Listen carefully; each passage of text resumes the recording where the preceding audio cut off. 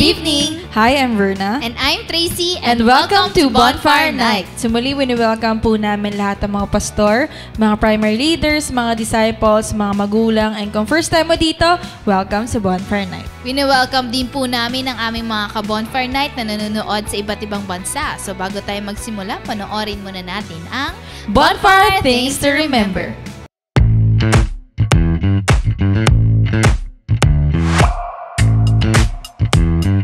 Here are your bonfire things to remember. Bring your notebook, Bible, and ballpen. Open your heart to the message. Hashtag Puspus Yarn. No unnecessary activities while watching. Hashtag multitasker. Wag ganon. Focus on the message through our speakers. No? Kasi kung makikita natin, ang gaganda ng promise. Ang gaganda ng Hashtag promise. focus ka lang. Invite and tag your friends. Be a blessing. Hashtag friendship goals. Engage by sharing your thoughts and leave comments below. Respond to the message and take action. Oh, huwag kalimutan mga ka-bonfire ha. Paalam!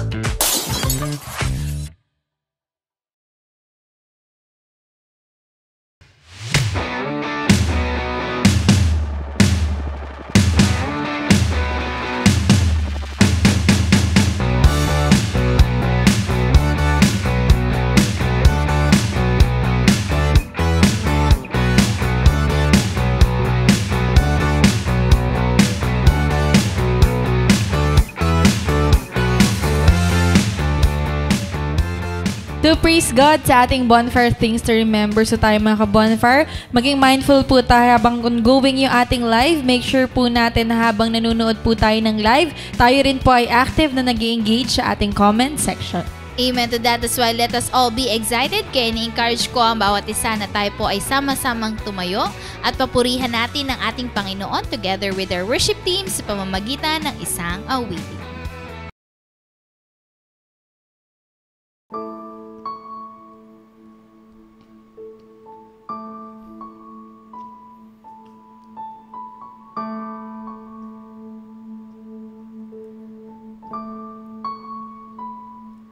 Lord, you're restoring the ancient ruins. You are rebuilding a holy nation for your great name. Lord, you will rescue the lost and fallen. You are redeeming what we have broken for your great name. Beauty for ashes, the joy to face tomorrow. Heavenly melodies as silence turns to praise. We'll stand firm on the God of generations, all for the glory of the King.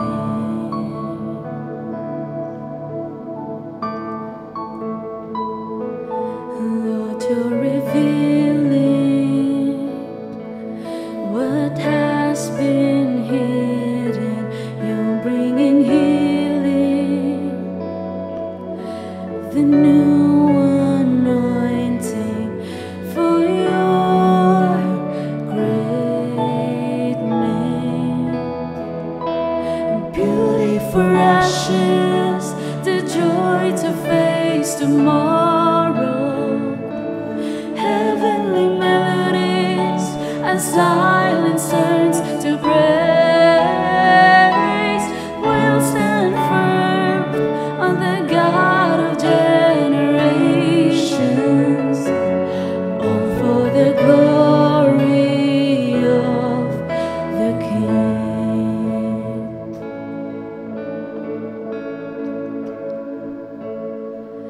There is goodness everywhere you go, turning broken into beautiful, and your mercy like a river flows. Let it flow.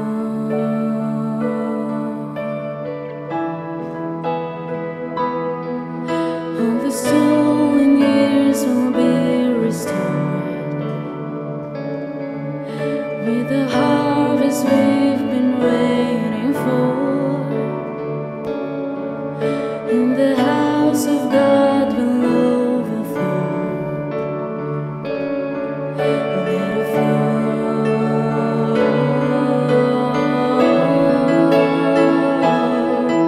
There is goodness everywhere you go,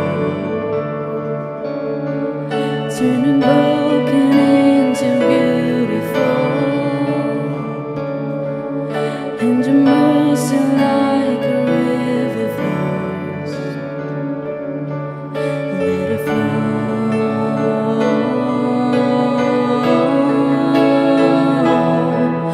All the stolen years will be restored with the harvest we've been waiting for. And the house of God will overflow. Let it flow.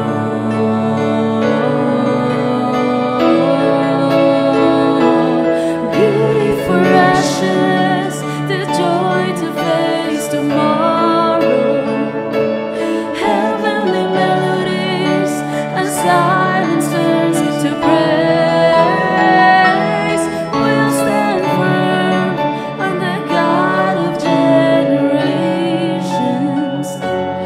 all for the glory of the King,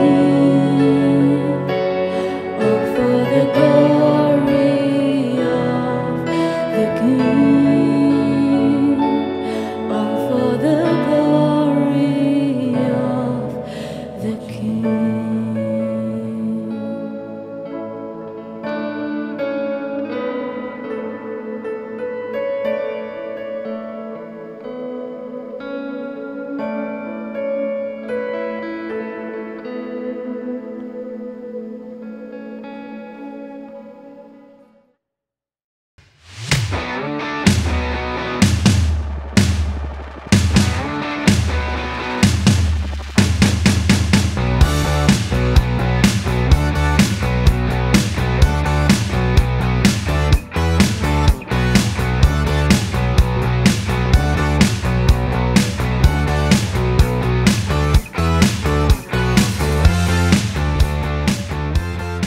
So praise God, and tonight let us all be excited dahil muli makakarinig tayo ng salita ng ating Panginoon through our speaker. So we are reminding everybody na tayo po ay maging focus sa pakikinig natin ng message for tonight, and make sure po natin na hindi lang tayo watching but active po tayo nag-engage sa ating comment section.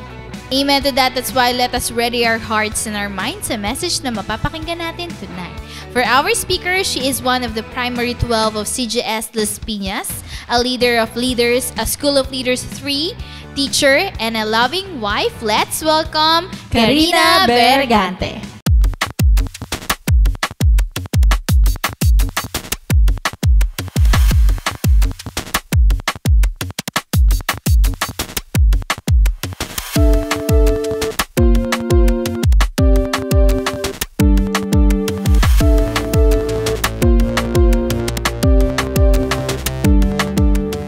Good evening! Good evening mga ka-bonfire. So, pwede ba nating batiin yung bawat isa ng good evening kung may katabi ka dyan, no? At ready na natin yung mga gusto nating itag. So, bago ang lahat, nagpapasalamat po muli ako una sa Lord sa panabagong pagkakataon na makapagbigay sa inyo ng kanyang salita.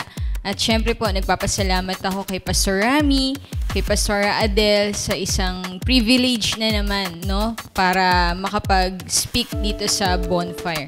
At wini-welcome po natin at binabati natin ang lahat ng mga pastor, lahat ng mga primary, no? Lahat ng mga disciple, lahat ng leaders, at syempre po yung mga invite. Very welcome po kayo sa gabing ito. At syempre, hindi yan mawawala na i-welcome din natin at babatiin natin from Luzon, Visayas, Mindanao, ang lahat ng sumusubaybay sa ating CGS Philippines at sa gabing ito sa ating bonfire. So bago po ang lahat, tayo po ay manalangin. Let us pray. Gracious Father God, maraming salamat po muli sa pagkakataon na ito, sa gabing ito, Panginoon. Dalangin namin na ikaw po ang patuloy na manguna sa lahat ng aking sasabihin. Lord, ikaw ang mag-bless at dalangin ko po na maunawaan ang lahat ng aral na aming matututunan ngayon. Magkaroon po ito ng impact sa aming buhay. Holy Spirit, ikaw po ang patuloy na mag-guide sa lahat ng aking sasabihin at dalangin ko po na patuloy niyo po akong pangunahan mula umpisa hanggang matapos. Maraming salamat po. Ito ang aking dalangin sa pangalan mo, Jesus. Amen. Amen. So muli, good evening. So pwede ba nating ngitian, no? Yung mga katabi natin, kung hindi man, smell tayo, emoticon. Ayan, sige. So, yung topic natin ngayon, masasabi natin na minsan, sinasabi natin na ginagawa natin to. Pero sa totoo lang, hindi siya talaga nakikita, no? Pero ngayon, ninilay-nilayan natin yung salitang ito, kung totoo ba talagang ina-apply natin to sa buhay natin. Okay, so buksan natin yung Bible natin sa 2 Corinthians chapter 34, 1-6. Ayan. So, basahin muna natin siya. So, sabi dito sa 2 Chronicles pala, 2 Chronicles chapter 34, 1-6. So, sino ba dito yung mga nagde-devotion? Taas kamay. Ayan. Sino yung, teka lang, hindi ko pa nabasa yan, di ba? Pero kung nagdi-devotion kayo, isa to sa mga magaganda ring story sa Bible. Okay, sa 2 Chronicles 34, 1-6. Ano po sabi dito? Si Josias ay 8 taong gulang nang maging hari ng Juda. 31 taon siyang naghari sa Jerusalem tulad ng ninuno niyang si David. Naging kalugod-lugod kay Yahweh ang mga ginawa niya. Namuhay siya ng matuwid. Nang 8 taon ay sa kanyang pamamahala, kahit bata pa ay naglilingkod na siya ng tapat sa Diyos. Si David na kanyang ninuno, kaya noong 12 taon, sinimulan niyang alisin sa Juda at Jerusalem ang mga sambahan ng mga pagano, ang mga larawan ng Diyos-Diyosang si Asera, at ang lahat ng Diyos-Diyosang kahoy at tanso. Ipinasibak niya sa kanyang harapan ang larawan ng mga Baal. Giniba niya ang mga altar ng insenso, winasak niya ang mga imahe ni Asherah at ang mga Diyos-Diyosang kahoy at ginto. Ipinadurog niya ito ng pinong-pino at ipinasabog sa libingan ng mga sumamba sa kanila. Ipinasunog niya ang mga kalansay ng mga paring pagano sa ibabaw ng kanilang mga dambana. Sa ganoong paraan, nilinis ni Josias ang Jerusalem at ang buong Juda. Okay, ganoon din ang ginawa niya sa mga lungsod ng Manases, Ephraim at Simeon at sa mga nawasak na nayon sa paligid ng Neftali. Ayan. So, ulitin ko, sino nagbasa dito nito? O ngayon nyo lang nabasa? Ayan. So, namangha ba kayo? Ibig sabihin na namangha 8 years old. Tama? Kahanga-hanga, di ba? Pero sa edad ni Josiah na 8 years old, tama ba, no? Kasi 8 taong gulang, masasabi natin na grabe yung tapang na ginawa niya. Amen ba? So, bago ang lahat, nais kong malaman nyo na yung pinaka-topic natin ngayong gabi ay true obedience, accept, reform. Ano nga yun? Sige nga, alam ko isusulat nyo rin yan dyan eh. O, diba? Sulat natin. A true obedience, accept, reform. So pag sinabi nating reform, make changes, no? In order to improve it. Ibig sabihin, may mga pagbabago. At ang totoong obedience, makikita yan kapag inaccept natin yung mga pagbabago sa buhay natin, kagaya ng ginawa ni Josias. Amen? Dahil kung tayo ay nagde-devotion, nakita natin maraming mga Diyos-Diyosan, di ba? Ginawa na nga ng Lord lahat, pinakita na sa kanila yung kabanalan ng ating Panginoon, yung mga miracle. Pero ganun pa man, pumupunta pa rin sila doon sa alam nilang hindi kalugod-lugod sa Panginoon. At yun yung pagsamba sa Diyos-Diyosan. So nakita natin, habang binabasa natin kanina, imagine natin, grabe, no? Yung hari na yun, sa panahon natin, parang hindi natin masasabi na susunod tayo di ba? Kasi bata. Pero nung panahon na yun, 8 taong gulang siya nung naging hari ng Juda. Di ba? So sabi nga dito, tanong, dumating ba sa buhay mo personally na may nakasanayan ka ng gawin na hindi ka naman lumalago, di ba? Pero gusto mo lumago. Yun lang, kailangan mo ng merong baguhin. So sabihin nga po natin, reform. Reform. Ayan. So kailangan natin ng pagbabago, no? So sa buhay ni Josiah, 8 years old pa lang siya, naging hari siya, 31 years siya naging hari sa Jerusalem, pero naging kalugod-lugod siya kay Yahweh, no? Matapang siya na baguhin ang lahat sa Jerusalem, no? Walang kinatatakutan dahil alam niya na tama ito, no? Nilinis niya ang Juda at Jerusalem. Ibig sabihin, madami siyang ginawa na pagbabago. Amen? Kasi kung iisipin po natin, kung tayo mismo, sasabihin natin na sumusunod naman ako Pero kung walang reform, walang pagbabago, una, sa personal life natin, hindi natin totoong sinusunod ang ating Panginoon. Amen? So number 1, paano natin malalaman na tayo ay may true obedience? No? Sabi nga doon, accept, reform. Number 1, you take a risk no matter what. Ayan. So kahit anong mangyari. So ano sabi doon? Sa 2 Corinthians 34:3 and 4, yung binasa natin kanina, di ba? So sabi nga doon, nang ika-8, ulitin ko lang sabi, nang ika-8 taon na kanyang pamamahala, kahit bata pa ay naglingkod na siya ng tapat sa Diyos ni David, na kanyang ninuno. Kaya noong 12 taon, sinimulan niyang alisin sa Juda at Jerusalem ang mga sambahan ng mga pagano, ang mga larawan ng Diyos-Diyosan, si Asherah, at ang lahat ng Diyos-Diyosang kahoy at tanso. At kung bababa tayo, yung binasa natin kanina, grabe no, dinurog, ginawang pulbos. Tanong, kaya ba natin gawin yan? Sige nga po, tanungin mo yung katabi mo, kaya mo bang gawin yan? Di ba? Sabihin ko sa inyo, hindi.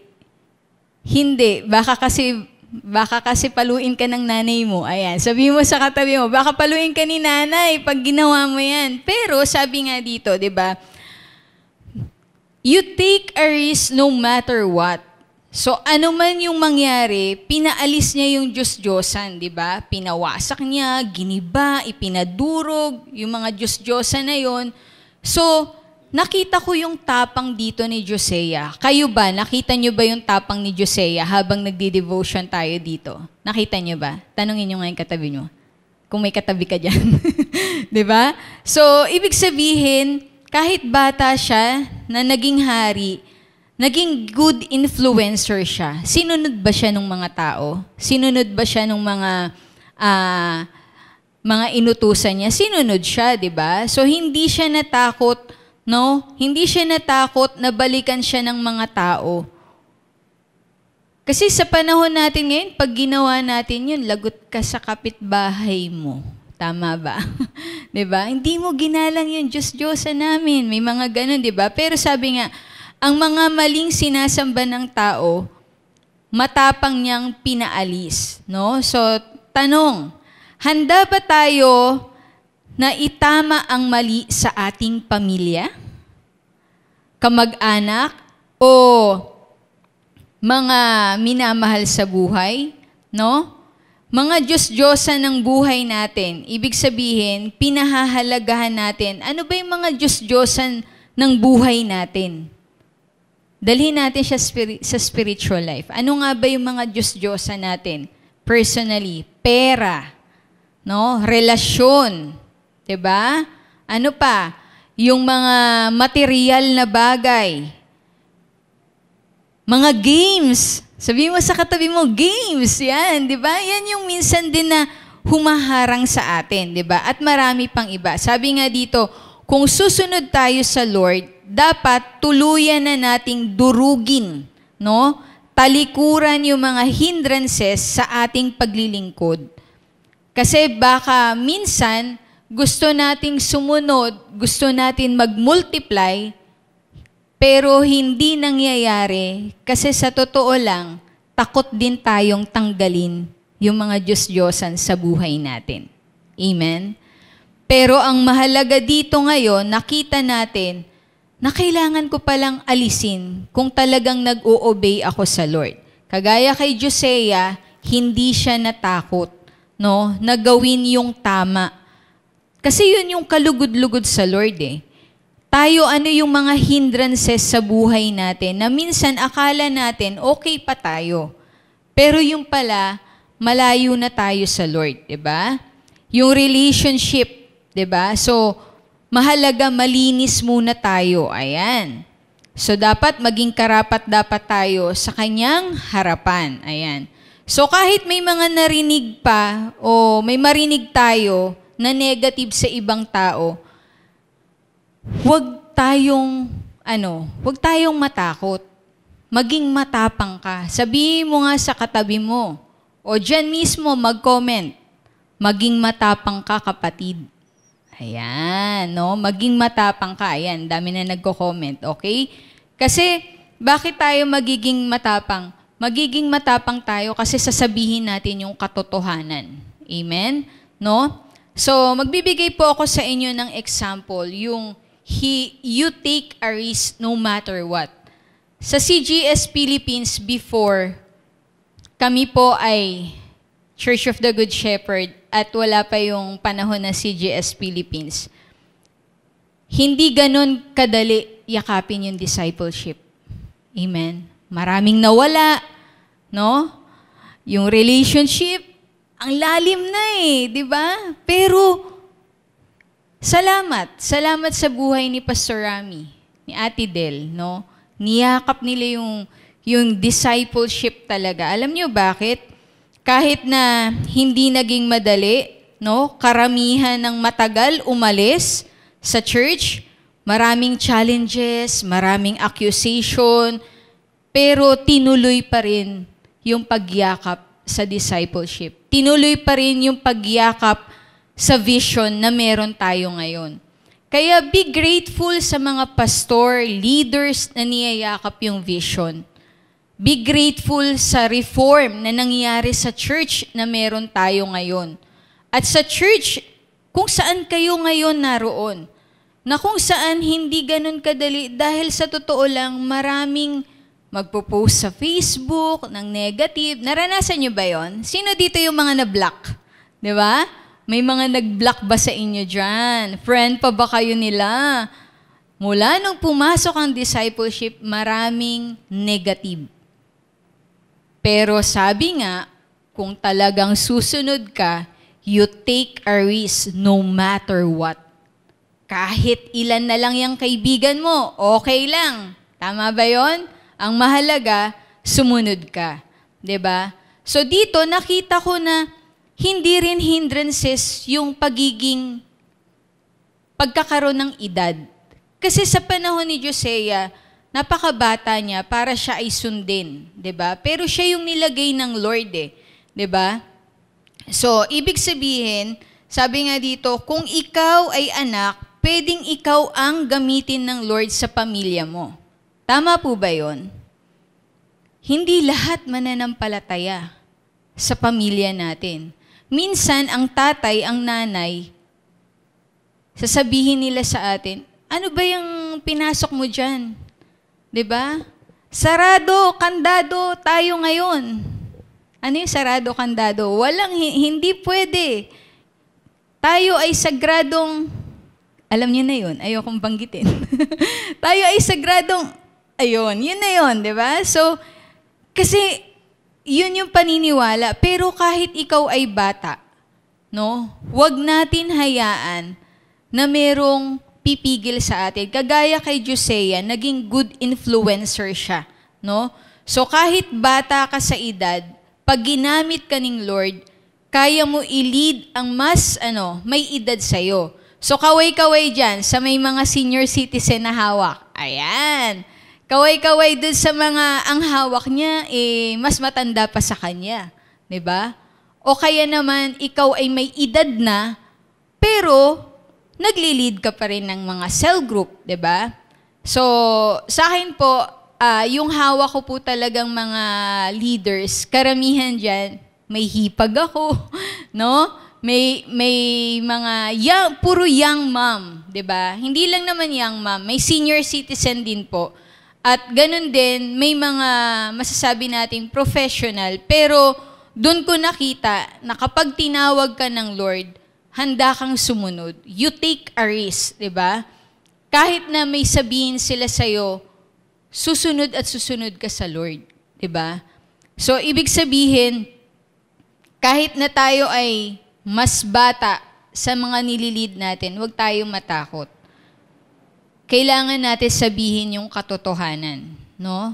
Kahit na may mga negative sila sa likod natin, follow lang tayo sa Lord, 'di ba? So, sabi nga dito 'di ba?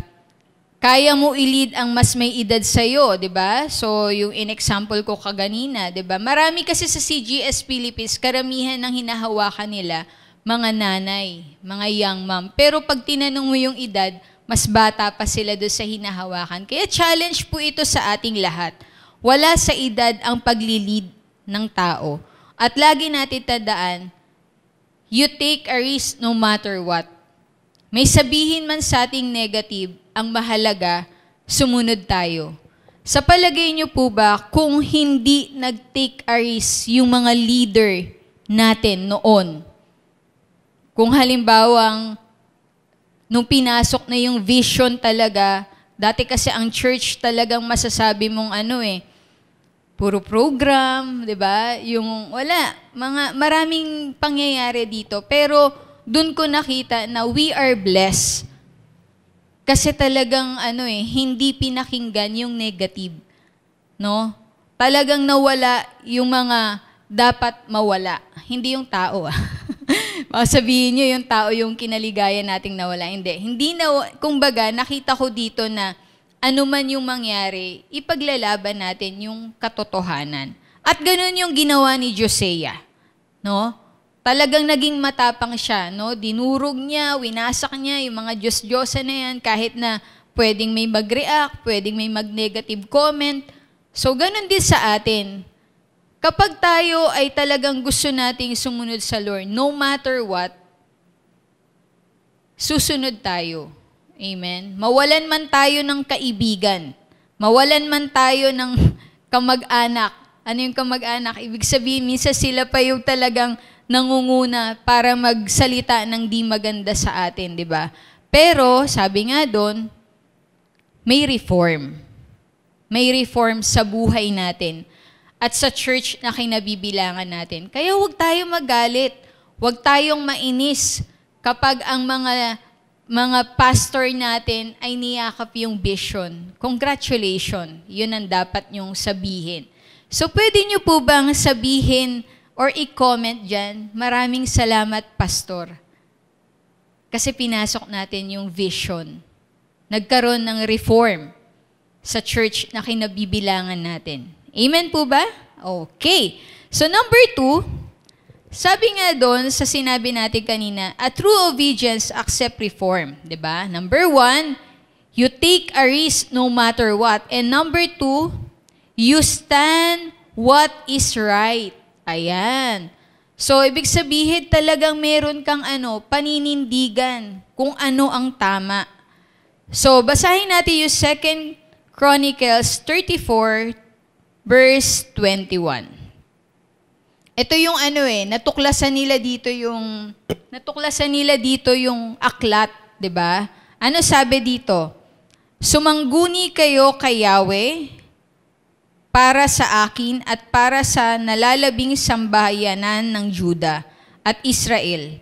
Alamin ninyo ang mga itinuturo ng aklat na ito. Galit si Yahweh sa atin at sinuway ng ating mga ninuno ang salita ni Yahweh. At hindi nila sinunod ang mga utos na nakasulat sa aklat na ito. So pag binasa po natin yan, mahaba. Pero kumbaga dito, hindi natakot si Josiah na ipahayag kung ano man ang dahilan bakit may mangyayaring sakuna. Sino uli nagbasa dito? Mayroong nakaambang sakuna.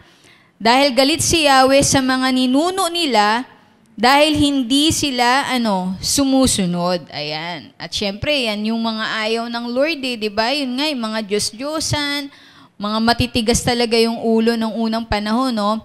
Kaya sa atin, dapat may paninindigan din tayo. Ayan, no? Ang tama, kung ano yung tama. So, dito, natuklasan yung aklat, di ba? Kaya mahalaga, nagdi-devotion tayo. Okay. Sabihin mo nga sa katabi mo, nag-devotion ka ba? Tanungin mo, di ba? Kasi di ba, pag nagdi-devotion tayo, doon natin nakakausap ang Lord, no? So makikita rin natin yan sa Matthew 28:19-20, di ba? Na talagang tayo ay hahayo, di ba? Winning soul and making disciple. So alam na natin yung katotohanan, no? So pasalamatan natin muli yung mga pastor, leaders na meron tayo. Kasi dati hanggang church lang naman po tayo Aminin natin yun. No? Every Sunday, pagkatapos mag-church, saan pupunta? Punta sa kainan, chika-chika, before, di ba? So, nung niyakap yung discipleship, sabi nga dito, sinunod talaga yung winning soul and making disciple na yung priority ng church. Amen po ba? Sino dito yung nakaabot dito sa gawain? Yung tipong dati program-oriented tayo. Ayan, di ba? So, sabi nga, mas nakikita natin ngayon yung tunay na sumusunod. Alam nyo bakit? Kasi may paninindigan di ba?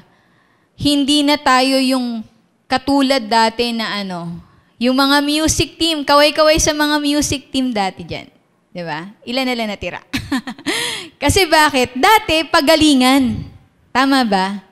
Tama ba, Teacher Ana? Di ba? Dati pagandahan ng boses. Ayan. Dati pagalingan ng drums. No? Ano pa? Pero nung pinasok natin yung discipleship, nanindigan tayo sa tama. Hindi ka pwede tumayo o tumugtog dito pag wala kang cell group. Amen? Dati, kailangan tataas ang boses no? Tapos talagang ganun. Pero, wala yun. Kasi ngayon, kailangan may tao ka. Amen? Sabihin mo sa katabi mo, tama yun. Diba? Di ka pwedeng nakikita dito sa taas nang hindi ka nagli-lead ng tao. Kasi yun yung natin yun yung heart diba? Winning soul and making disciple. Nagdi-disciple na tayo ngayon. So winning soul sa ngayon, ang CGS ay may intentional discipleship. No? Dati may mga youth fellowship, men's fellowship, no? Ngayon cell group na. Lahat ng family leader, no? Lahat may network na kinabibilangan. Yun yung reform eh. Yun yung talagang nabago din eh, di ba? Kaya sa totoo lang, aminin natin sa hindi, nangangapa. Nangangapa ang isang tao kapag wala siyang cell group. No? Kagaya sa natapos nating na anniversary. Nakita ko doon talaga na sa anniversary, busy yung mga tao saan? Sa mga hinahawakan nila. Pero before, busy tayo sa special number. No? Busy tayo anong uniform. Busy tayo kung ano yung ulam. Busy tayo kung ano yung mga uniform, anong kulay, 'di ba? Makulay ba yung yung uniform natin, 'di ba? O okay na ba yung makeup ko? Pag December, straight lahat ng buhok. Bakit? Kasi yun yung yun yung madalas na ginagawa ng karamihan, 'di ba? Performance, 'di ba? More on program, pero ngayon more on disciple, leader, winning soul. So busy na sa process. Ibig sabihin, masarap na makita ang church na may reform, no? Masarap na makita na tayo mismo we stand what is right, 'di ba? Hindi tayo gumagawa para lang sa tao, no? Kaya dati walang paglago. Amen. Walang paglago. Dati ang kabataan pag nag-22 years old nagpapakasal na. Saksi ako doon, 'di ba? Pero ngayon, karamihan ng kabataan sa CGS Philippines, professional, pero hindi sila busy sa ligawan. Tama ba 'yan? No? Hindi busy saan? Hindi busy sa crush or what? Saan tayo busy? Busy tayo sa pagdi-disciple, sa pagwiwin ng soul, sa process, 'di ba? So ang ganda tingnan kasi may pagbabago eh, 'di ba? At doon natin nakita talaga na yun yung true obedience, 'di ba? Kaya matira ang matibay. Bakit matira ang matibay? Kasi karamihan, pag hindi ka totoong sumusunod sa nais ng Lord, aalis ka na lang. No, magli-left the group ka na lang. Hindi mo na i-restrict mo na lang si leader talaga. Kasi ayoko na eh. 'Di ba? Ano sasabihin mo? Masyado na sila. Masyado na. Kinukuha na nila yung oras ko. Pero hindi nila alam na itong reform na ginawa sa atin at sinunod ng bawat isa sa atin, ito pala yung magpapaganda pa ng buhay na meron tayo. At ito ay yung kalugod-lugod talaga sa ating Panginoon. Amen? So, mahalaga sa atin, no, yung number 2, stand what is right. Ibig sabihin, ang obedience, hindi yan makikita kapag maraming tao. Makikita yan kapag ikaw ay nag-iisa. Tanong, ilang taon ka na dito? Kapatid, hindi dito patagalan. 'Di ba? Pasunuran. Pasunuran at syempre, nagli-level up ka. Kung dati ikaw ay tagapakinig, ikaw ngayon ay leader na.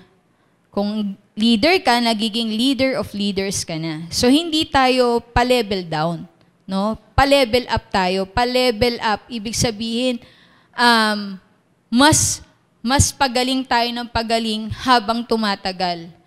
At sa pagbabagong ito, kasama ka. So, pwede nyo babatiin yung mga katabi nyo, congratulations! Kasi bata ka pa, nandito ka na sa church. Ngayon, nandito ka pa din. Di ba? Hindi yung congratulations. Nung may niligawan ka, nandito ka. Nag-asawa ka lang, nawala ka na. Di ba? May mga ganun, di ba? Pero, salamat talaga kasi grabe talaga yung yung pagbabago sa kinabibilangan natin, lalo na dito sa CGS Philippines. Kaya congratulations kung ikaw dati ay 19 tayo nag-start, 'di ba? Talagang nandun ka na, simula maliit ka. Ngayon may asawa, may apo ka na, pero nananatili ka pa rin. Amen. So, at kahit na may reform na nabago sa church, no? sa buhay natin, hindi tayo nawala. So, congratulations po. And number 3, true obedience, no? Sabi natin kanina, true obedience, accept, reform. And number 3, you humble. No? You humble yourself. Ayan. So, sabi nga dito, di ba? You humble, di ba? So, ibig sabihin, and take action. You humble yourself and you take action. So, makikita natin yan sa 2 Corinthians 34:27 to 28. So, sabi po dito sa 2 Corinthians 34:27 to 28. Ayan. Dahil nagpakumbaba ka, sinira mo ang iyong kasuotan at nakita kong tumangis ka nang marinig mo ang, tumangis ka ay kasuotan at nakita kong tumangis ka nang marinig mo ang nakahanda kong parusa sa Jerusalem at sa mga naninirahan dito. Pinakinggan ko ang iyong panalangin. Sabi sa 28, sabi dito, kaya hindi mo na maaabutan ang parusang igagawad ko sa lugar na ito. Isasama kita sa iyong mga ninuno at mamamatay kang mapayapa. Ito ang kasagutang dinala nila sa hari. So dito nakita natin na talagang yung prayer talaga ni Josiah, 'di ba? Talagang pinunit niya yung kanyang damit, 'di ba? Nagpakumbaba siya kasi nakita niya yung kamalian 'di ba? Kaya importante tayo talagang babad tayo sa Word of God, sa mga gawain na meron tayo. Kasi dito natin, ngayon hindi na tayo magtataka bakit may mga dumarating na mga bagyo, lindol, o kung ano man, di ba? Pero dito, nakita natin, nung nalaman ni Josiah na meron talagang paparating na masasabi natin na trahedya o sakuna, yung parusa sa kanila, dun siya nagpakumbaba. No? At sabi sa 33, sabi dyan, inalis ni Josiah sa buong nasasakupan ng bayang Israel ang lahat ng mga Diyos-Diyosan, kasuklam-suklam sa Diyos at habang siya'y nabubuhay, inatasan niya ang bawat mamamayan na maglingkod kay Yahweh, ang Diyos na sinamba ng kanilang mga ninuno. So dito nakita ko dito talaga yung pagiging humble ni Josiah, na kahit na siya ay hari, 'di ba? Talagang nagpakumbaba siya. So, ibig sabihin, kung tayo nagdi-devotion din, gano'n din yung kay Ezekias, di ba? Na talagang nagpakumbaba rin si Ezekias. At kung mapapansin natin, karamihan ng mga hari dun sa Bible na hindi sumusunod sa Lord, hindi sila tumatagal. Di ba? So, dito, nung nalaman niya yung katotohanan, nagpakumbaba, tuluyang inalis lahat ng mga Diyos-Diyosan, di ba? At ano sabi dito? Sa Lord siya nabubuhay. Ibig sabihin, naging dependent na siya sa Lord. So sinabihan niya din ang mga na maglingkod kay Yahweh. So kapag nalaman natin yung katotohanan, magpakumbaba tayo. Amen? Kumilos tayo. So, wag natin ibaliwala yung katotohanan na nalaman natin. No? Sabi nga, mag-take action tayo ng pagbabago. So, true obedience, kapag may mali tayo, magpakumbaba. No? Wag tayo magmalaki. Parang sa discipleship din, no? So, yung mga example dito, dapat maging humble tayo. Kapag alam natin na importante pala yung winning soul and making disciple, huwag kang umalis. Dapat mas yakapin natin yung vision na meron tayo. So, ang tunay na sumusunod, di ba? Sabi nga, na pagsunod, may kasamang pagpapakumbaba. Kahit ano pa yung matapos mo, di ba? Ano man yung kinabibilangan mo, huwag tayo magmalaki. So, kapag may problema tayo sa mga leader natin, kaway-kaway sa mga leader na nire-restrict dyan, di ba? Kaway-kaway. Yung tipong hindi mo na pinansin si leader, hindi tuloy alam ng leader mo, ano ba talagang problema, bakit di mo na siya pinansin, di ba? Pero, ang importante, sa Lord tayo naglilingkod. So, ginawa natin lahat ng part natin. Pero tayo, personally, pag meron tayong pagkukulang, no? At alam natin mali yung ginagawa natin. Maging humble tayo sa harapan ng Lord. At kung ano man yung pagkakamali natin, itama natin yun, di ba? So, wag natin isin lang sila pastor, no? Yung mga leader na meron tayo. So, ang tunay na pagbabago, may humble heart. Nagtitake action. So, wag natin ulitin yung dati. So, maglingkod tayo sa Lord and be a good influencer. Ibig sabihin, yung pagsunod, hindi natin masasabing sumusunod ka kapag hanggang salita lang yan. Hindi ganun yun, kapatid. Nakikita yan sa action. 'Di ba? Nakikita yan kung handa mo bang talikuran o gawin kahit marami pang sasabihin yung mga tao sa'yo. Amen? So, ngayon, sabi nga po dito sa ating conclusion, true obedience, accept reform. It take risk. Stand for what is right and humble itself to take action. A truly obedient person does everything for the glory of God and for the benefit of others. He does not fear or hesitate to bring about reform. Kaya mga kapatid, pasalamatan natin muli ang mga pastor natin na niyakap yung vision, niyakap yung pagbabago. Pasalamatan natin yung mga tao na kung saan dumating sa buhay natin para tulungan din tayong magbago. Dahil pag tayo, ginawa natin yon, nagpa-correct tayo, nagpaayos tayo, tayo rin yung magbe-benefit nito. At yung mga next generation din, yung mga pamilya natin ang magbe-benefit lahat ng ginagawa natin. Higit sa lahat, magiging kalugod-lugod tayong lingkod ng ating Panginoon. So muli, maraming salamat at tayo po ay manalangin. Let us pray. Praise you, Father God, maraming salamat po sa mensahe na ibinigay mo sa amin. Lord, salamat sa mga pastor, sa mga leaders na ipinagkaloob mo sa amin. Salamat, Lord, dahil niyakap nila yung vision na kung saan yung winning soul and making disciple. Dahil hindi na kami, Lord, busy sa mga program. Dahil busy kami ngayon, Lord, to win more soul para marami ang maligtas at maglingkod sa'yo. And I pray na yung pag-aaral namin, yung mensahe na narinig namin sa gabing ito, hindi lang po hanggang tenga. Bagkus, dalangin ko, Panginoon, na magkaroon kami ng action, hindi kami matakot, maging matapang kami, upang ikaw lamang, Panginoon, ang aming maitaas. Salamat, Lord, and I declare blessing, life, victory, success sa lahat ng mga nanunood ng Bonfire Night. Bless us, O Lord. In Jesus' name we pray. Amen. Okay, God bless po sa lahat.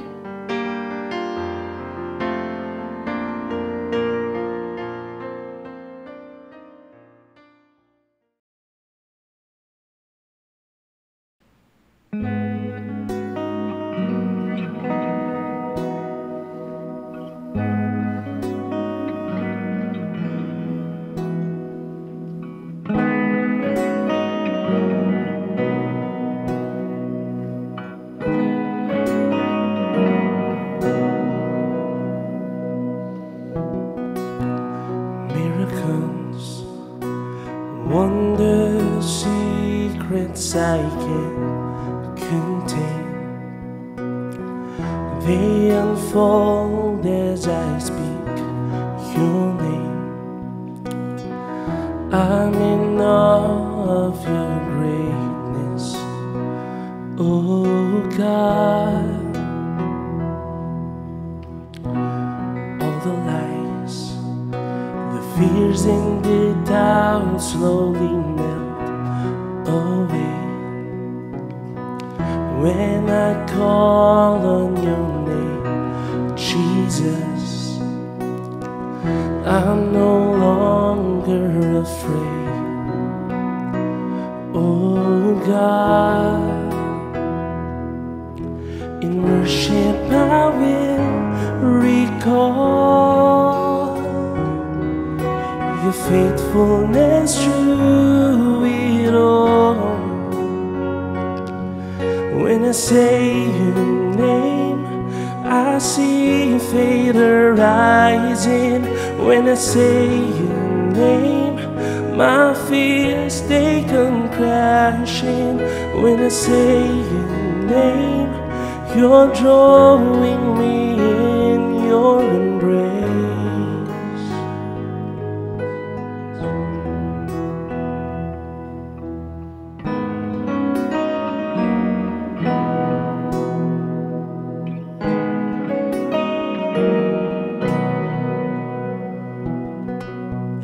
All the lies, the fears and the doubts, so they melt away when I call on your name, Jesus. I'm no longer afraid. Oh God, in worship I will recall your faithfulness through it all. When I say your name, I see fate arising. When I say your name, my fears they come crashing. When I say your name, you're drawing me in your embrace.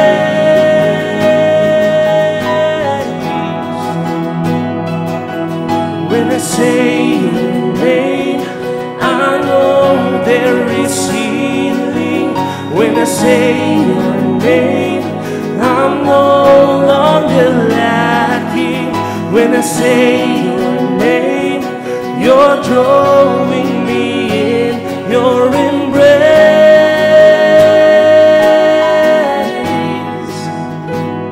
Lord, you comfort,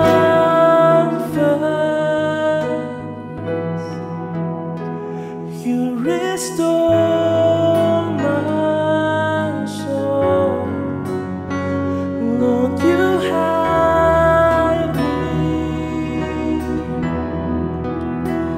and you call me yours. Lord, you comfort, you restore my soul. Lord, you hide me, and you call me yours. Lord, you comfort,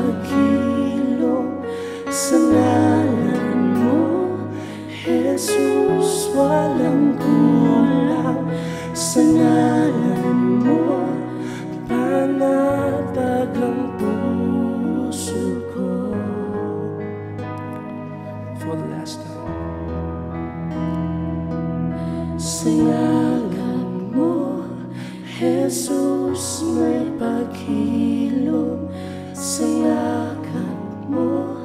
Jesus, walang kulang sa yakap mo. Panatag ang puso ko.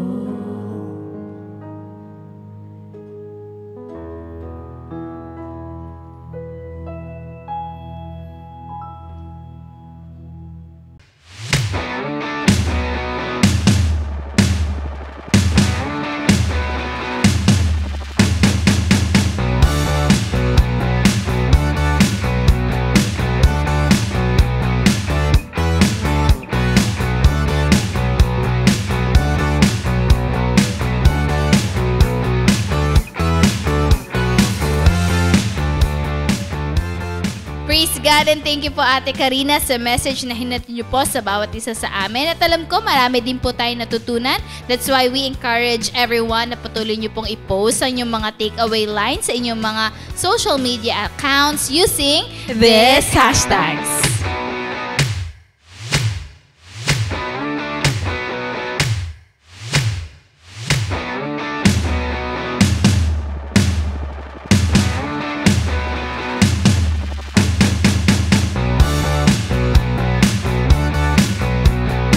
So praise God and salamat po sa lahat na nakasama namin dito sa ating Bonfire Night. So, salamat po sa ating mga pastors, yung mga primary leaders po natin na nagmo-mobilize for Friday, sa ating mga disciples, leaders, and kung invite ka po ngayon, we pray na makasama ka rin po sa ating mga online cell groups. So continually, we encourage everybody na patuloy nyo pong suportahan na ating CJS Philippines Facebook page, ang ating CJS Philippines Bonfire Facebook page, yung ating YouTube channel, TikTok, and Instagram. Itong mga social media accounts po natin, let us make sure na maximize natin ito all for God's glory.